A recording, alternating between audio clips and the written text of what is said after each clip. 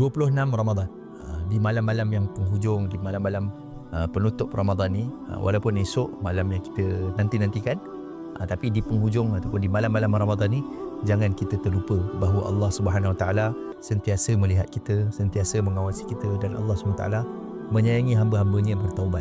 Kita kalau boleh nak keluar daripada bulan Ramadan ni dalam keadaan dosa kita telah diampunkan.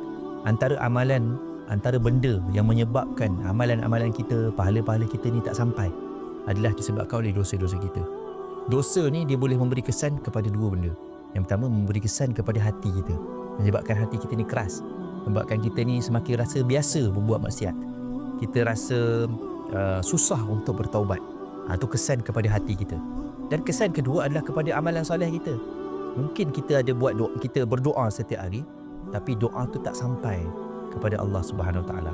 Mungkin Allah dah kabulkan, tapi pengkabulan tu dihijab oleh dosa-dosa kita. Dari dosa-dosa ni kita kena banyak minta ampun kepada Allah Subhanahu Wa Taala.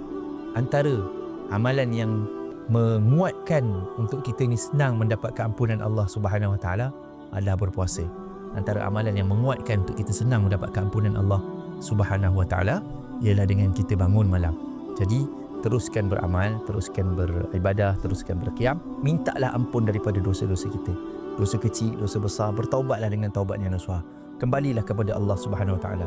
Jadikanlah bulan Ramadan kali ini bulan kita kembali kepada Allah Subhanahu Wa Taala.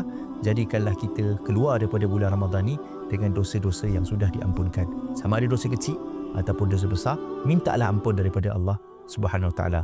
Allah Maha Pengampun. Allah suka hamba dia yang minta ampun. Allah suka hamba dia yang merayu-rayu kembali kepada Allah. Siapa yang pergi kepada Allah dengan keadaan berjalan, Allah SWT akan balas lagi, datang kepada dia dengan lebih laju daripada itu. Menunjukkan kata Allah sayang kepada orang-orang yang bertaubat. Bertaubatlah, kembalilah kepada Allah. Mudah-mudahan kita diterima taubat kita dan kita kembali kepada Allah dalam keadaan dosa-dosa kita ni putih seperti mana kita baru dilahirkan.